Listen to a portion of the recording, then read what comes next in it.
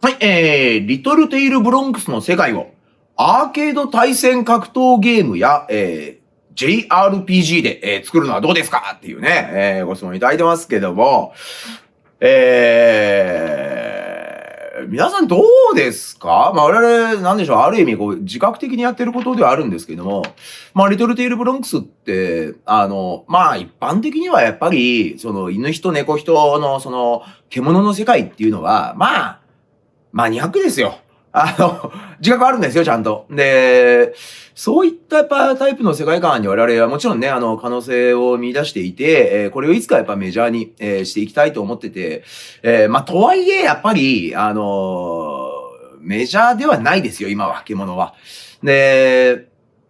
やっぱり、こう、人を選んでしまう、タイプの世界観であるっていうことは、分かってます。で、それと、ビジネスはやっぱりまた別で、アーケード型のその、対戦格闘とか、アクションゲームっていうのは、やっぱり、こう、ただでさえね、アーケード格闘ゲームっていうのは、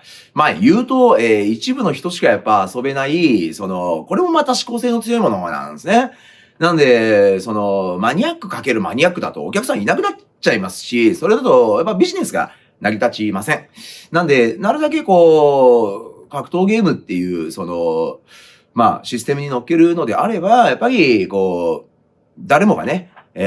こう好きになれる、世界観、そういったものがやっぱ、私は必須なのかなって思いますね。で、これはJRPG って言われているものに対しても同じくです。やっぱりこう、一人でも多くの人に遊んでもらう、っていうことをやっぱ考えると、なかなかね、こう、よく我々の中でもメジャーメジャーとかね、マイナーメジャーなんていう言い方をやっぱするんですけども、我々が目指してる方向性っていうのはやっぱこう、精神レベルで、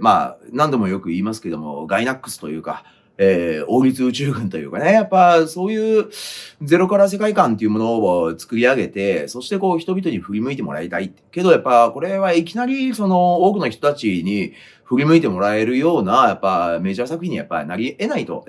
思ってます。そこに関してはやっぱ冷静に分析をやっぱして、作ってますので、まずは、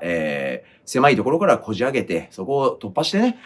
いつか、多くの人に、振り向いてもらえる作品にしていくっていうやっぱ順番なのかなって思いますんで、そこは、選択を間違えないように。で、一回失敗すると終わりの世界ですからね、我々がやってるのは、決して甘くないやっぱ世界なので、そこは、気をつけて、作っていきたいなとは思います。いつかやれるといいですね。では、また。